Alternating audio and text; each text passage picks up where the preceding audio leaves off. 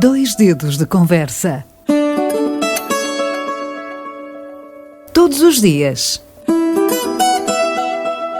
Dois dedos de conversa. Uma rúbrica de João Figueiras e convidados. Na Alvor FM. Para hoje vamos estar à conversa com o Dr. Manuel Luz.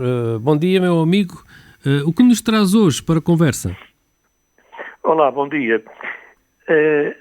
Olha, em forma de pergunta, eu começaria assim. Como é que andam as nossas leituras? Olha, vou-lhe confessar, vou ser sincero, as minhas andam muito por baixo, infelizmente.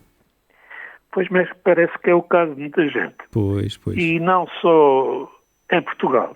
Por aquilo que tenho lido ultimamente sobre isso, há dias estava a ler uma frase de um grande escritor, o Philip Roth, tinha acabado de publicar um romance muito conhecido, que é Nemesis, o último romance dele. E então o homem declarava que tinha deixado de ler ficção. E então apresentava dois argumentos. O primeiro era de natureza estritamente pessoal. Quer dizer, os padrões de ficção atual não interessavam muito. Bom, isto depende um bocado dos leitores, obviamente. Há uns que gostam mais disto, que gostam mais daquilo. É claro. Mas depois também dizia assim, a leitura exige concentração, exige a pessoa focar-se, exige até um tempo de silêncio, um tempo de solidão. É verdade. E hoje todos nós andamos no lufa-lufa constante, não é? Ora bem, é que todas estas coisas que eu acabei de citar são necessárias para uma preparação, um ambiente para a leitura, não é verdade? Mas hoje, é como tu dizes, isto já não está ao alcance das pessoas. Porque é evidente que todas as pessoas, todos os escritores costumam procurar motivos muito gerais para explicar decisões que são deles próprios. Mas, além de podemos falar no empobrecimento da ficção em geral, mas o Filipe Roth queixava-se de um fenómeno no qual todos deveríamos estar atentos, que é o da substituição da leitura de livros pelo manuseio dos ecrãs, do telefone, dos tablets, das redes sociais, como tu dizes há bocado. Isto, a breve trecho, vai contribuir para uma diminuição dos hábitos tradicionais da leitura. Porque a leitura, eu refiro-me à leitura do livro em papel, à página de papel, exige algum isolamento, exige alguma abstração, exige concentração e até, por vezes, o uso do dicionário. Atenção, às vezes o uso do dicionário. Sem dúvida, é uma ferramenta muito importante, muito importante. Mas, olha, há um dado estatístico que eu queria aqui frisar, que é importante.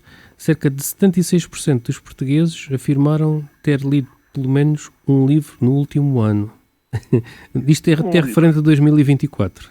76%. Veja lá. 76%. Vá lá, um livro num ano. Parece que é muito. Eu estou nos 2-3, mais ou menos.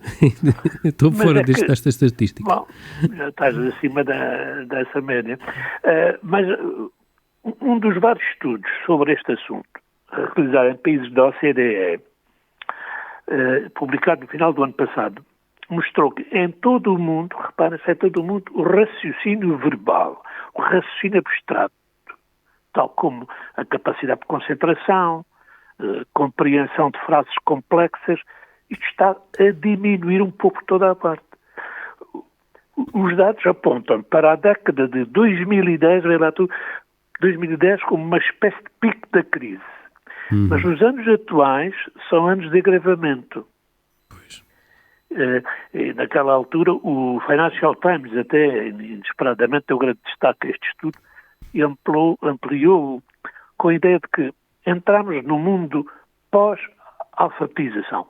Um mundo que promove a substituição da leitura concentrada pela atenção infinita a ecrãs que obrigam a passar às vezes para outros ecrãs e assim sucessivamente. Sim, uma correria constante, leitura rápida.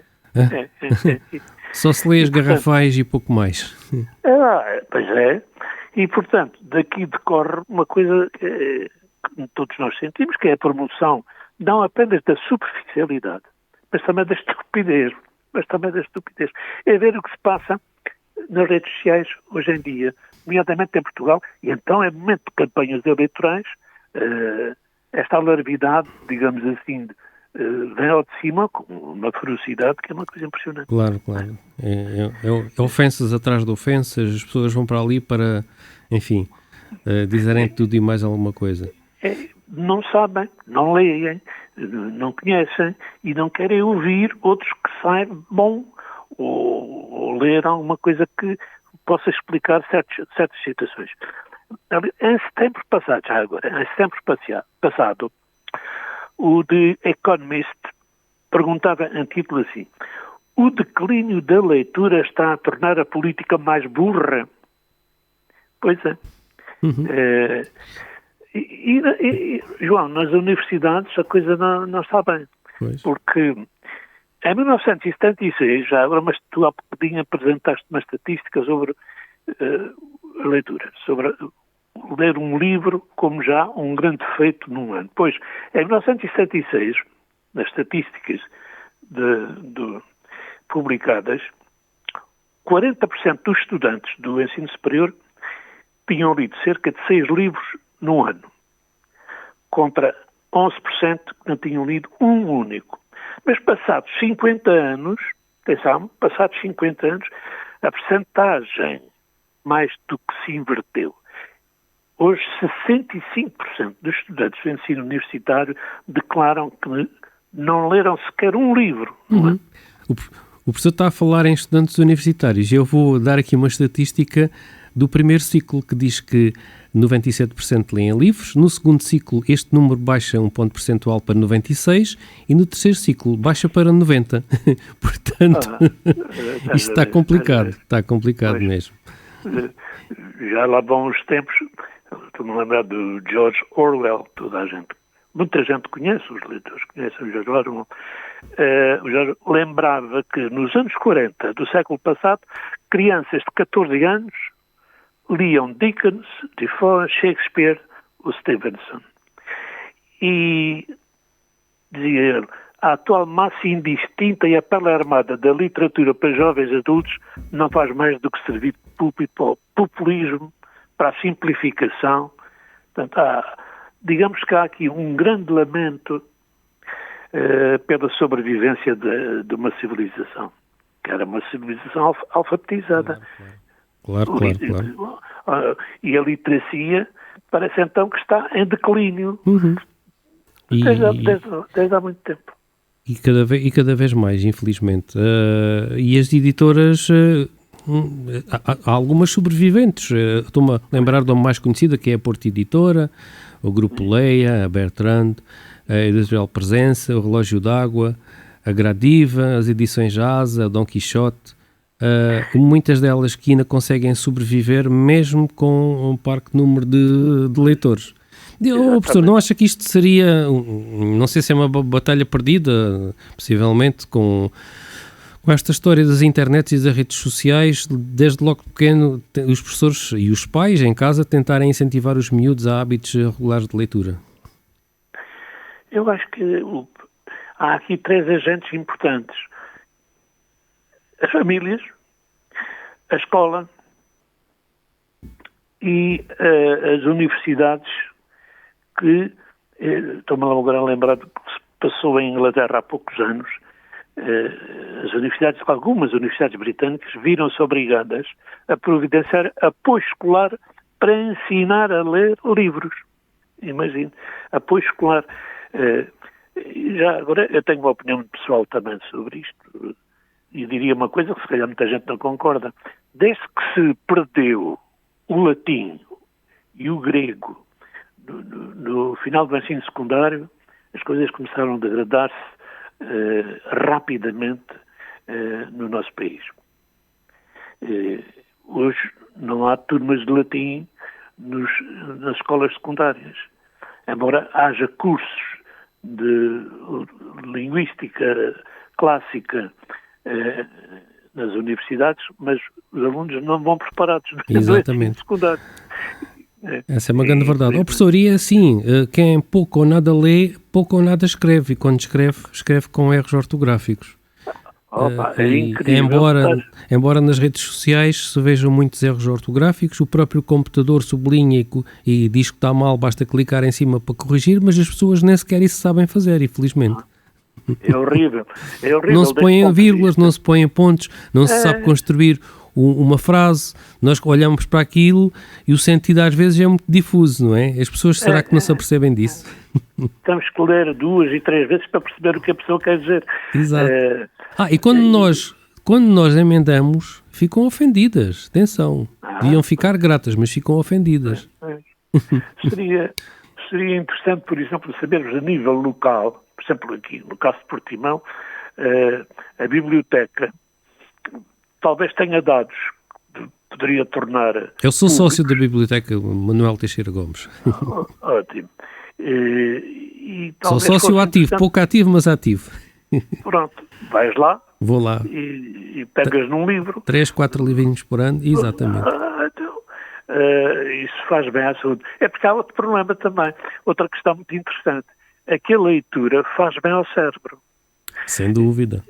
Eu nunca me esqueço de um antigo colega meu de profissão, que era muito conhecido em Portimão, foi professor de História e de Filosofia.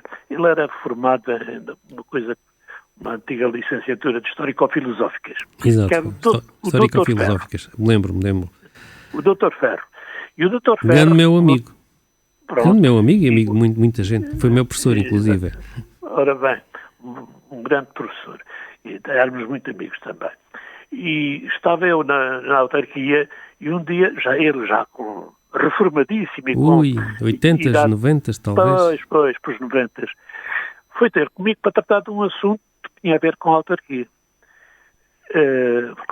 Até por causa do vizinho, uma situação de uma pequena guerra local por causa de umas paredes que se desviavam com os tubos de escape do carro do vizinho. Bom, mas tivemos de conversa, porque já de tempo que eu não via, e às tantas eu perguntei, diga-me lá, como é que você chegou aqui tão lúcido a esta idade? O que é que ele me respondeu? Disse-me tal qual assim, Manuel da Luz, leio, disse 3 vezes. Olha, e não podíamos acabar da melhor maneira. Uma grande mensagem que deixamos aqui aos nossos ouvintes. Leiam. Infelizmente o nosso tempo está a chegar ao fim. E essa é muito boa. O professor conheceu o Dr. Ferro e eu também, e ele tinha umas saídas espetaculares. Contava umas anedotas engraçadas. Começávamos a aula, contava aquelas anedotas, muitas vezes até picantes, nós ficávamos assim com mais apetite para o ouvir. Exatamente. Um grande abraço, professor. Até à próxima. Um abraço, bom dia para todos. 2 dedos de conversa. Todos os dias. 2 dedos de conversa. Uma rúbrica de João Figueiras e convidados. Na Alvor FM.